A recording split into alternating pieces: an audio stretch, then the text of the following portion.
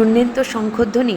যেভাবে মা যখন মর্তে আসেন তখন যেভাবে শঙ্খধ্বনি হয়, আজকে কিন্তু স্বয়ং আমরা ঈশ্বর বিরাজমান জায়গাতে যাচ্ছি সবাই মিলে, যেখানে স্বয়ং ঈশ্বর বিরাজমান, যেখান থেকে স্বর্গ দেখা যায়। হ্যাঁ, গঙ্গোত্রীর পরে এরপর আমরা যাচ্ছি গোমুখ এবং তপোবন দর্শনে। আর এই তপবন এবং গোমুখ দর্শনের পেছনের আজকের ইতিহাস আপনাদের এই ভিডিওর মাধ্যমে কিন্তু বর্ণিত করবে আমাদের দুর্গম পাহাড়ি সফরের একটি নতুন কাহিনী, যে কাহিনীতে শুধুমাত্রই আমরা হেঁটেই গেছি অনেক পথ ধরে, আর শুধু হেঁটে গেছি এই দুর্গম পাহাড়ের রাস্তা দিয়ে, যেখানে শুধুই মৃত্যুই দেখতে পাচ্ছিলাম চোখের সামনে। কিন্তু আমরা হার মানিনি, আমরা এগিয়ে গেছি আমরা আমাদের স্বপ্নের দিকে, এগিয়ে গেছি আমরা আমাদের দেবভূমির দিকে, এগিয়ে গেছি আমাদের ঈশ্বরের দিকে। কারণ ঈশ্বর যে আমাদের মনে প্রাণে। এখানে একটু বিশ্রাম নিলাম, কারণ কত প্রচণ্ড থকে গেছে, জবাব দিচ্ছে, কিন্তু মনোবল হার মানেনি। এরপর আবার আমাদেরকে চলতে হবে গোমুখের উদ্দেশ্যে, রওনা দিতে হবে এই পাথর পাহাড় ভাঙা রাস্তার মধ্যেখান থেকে, যেখানে শুধুই দুপাশারই পাথর আর পাহাড়। দেখুন উঠছি কীভাবে। ভালো করে ভিডিওটা দেখলেই বুঝতে পারবেন যে কতটা কষ্ট নিয়ে নিজের জীবনটাকে ঝুঁকিতে রেখে এই পাহাড় চড়াই করতে হয়। আর এই টুকরো টুকরো পাথর শুধুই আপনাদের বর্ণিত করবে যে আমরা কতটা কষ্ট পেয়েছি এই দুর্গম ট্রেক করতে। তো আসুন পুরো ভিডিওটা আমার সঙ্গে দেখুন।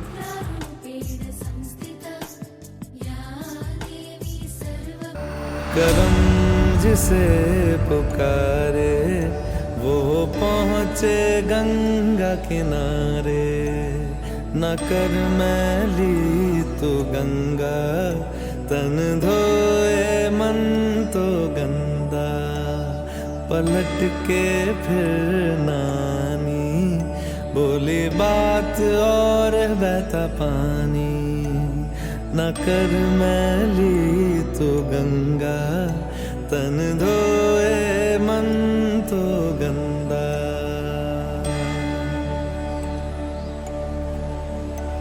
मन पावन हो गंगा में डूबे नहाए, मन रावण जो लहरों में तूने बहाए। जो चला गया वो लौट के फिर ना आए, तेरा कर्म ही है जो संग तेरे ही जाए। मन पावन हो गंगा में डूबे नहाए, मन रावण जो लहरों में तूने बहाए। हर हर गंगे हर हर गंगे हर हर गंगे गंगे हर हर गंगे हर हर गंगे गंगे हर हर गंगे हर हर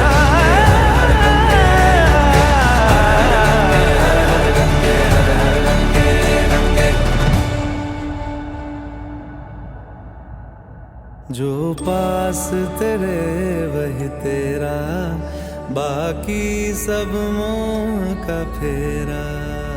तू क्यों समझ ना पाया, तन मिट्टी है मन माया।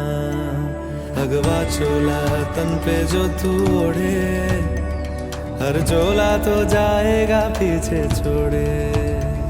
मन पावन हो गंगा में डूबे नहाए, मन रावण जो लहरों में तूने बहाए।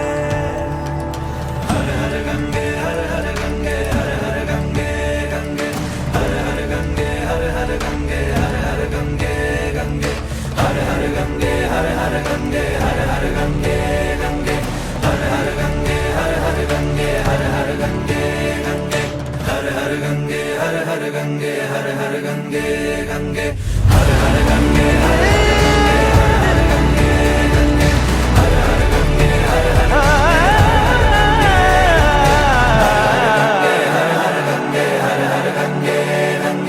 এবারে আসুন তপবনের দিকে যাত্রা করা যাক। এই রোপওয়ের মাধ্যমে কিন্তু এদিক থেকে ওদিকে যাওয়া যাবে, আর তারপরে শুরু হবে তপবনের যাত্রা। বুঝতে পারছেন তো যে কতটা কষ্ট করে তবে কিন্তু স্বর্গসুখ পাওয়া যায়। আর এই স্বর্গসুখ কিন্তু চারধাম যাত্রার মাধ্যমেই হয়, আর অন্য কোনো মাধ্যমে নয়। বাঙালিদের তো অতি অবশ্যই দীপুদা প্রিয়। ত্রিপুরা মানে দীঘা, পুরী আর দার্জিলিং। কিন্তু কোনোদিনও ভেবেছেন যে এই চারধাম যাত্রা করলে আপনার জীবনে কী সুখ আসতে পারে? সেটা হয়তো আপনি ভাববেন যে বার্ধক্য জীবনে আসতে পারে, আসলে তা নয়। আসলে হচ্ছে আমাদের যে জীবন, সে জীবনের মধ্যম জীবনেই কিন্তু আমরা সব কিছুই সুখ পাই। তার মধ্যে এই চারধাম যাত্রাটা আমাদের এই সময়ই করে নেওয়াটা খুব ভালো, বার্ধক্যের অপেক্ষা নাই করলাম। তো আসুন তপবন দর্শন করুন আমার সাথে, এই পাহাড়ি রাস্তা, এই দুর্গম চড়াই, আর হ্যাঁ, পাথর কাটা রাস্তার মধ্যেখানে আসুন।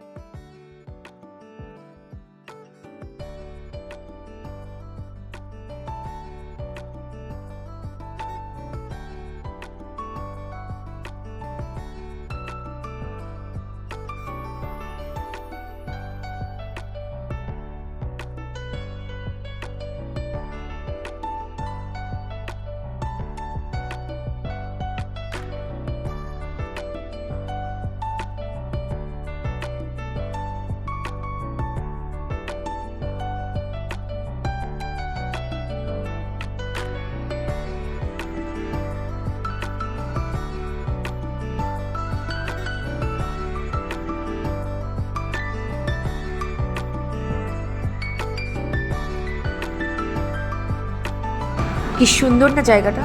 এটা কিন্তু ভারতের দ্বিতীয় সবথেকে বড় হিমবাহ, মানে ইন্ডিয়ার সেকেন্ড লার্জেস্ট গ্লেসিয়ার নামে ওইটি খ্যাত। তো তাহলে আপনারা বুঝতেই পারছেন যে কতটা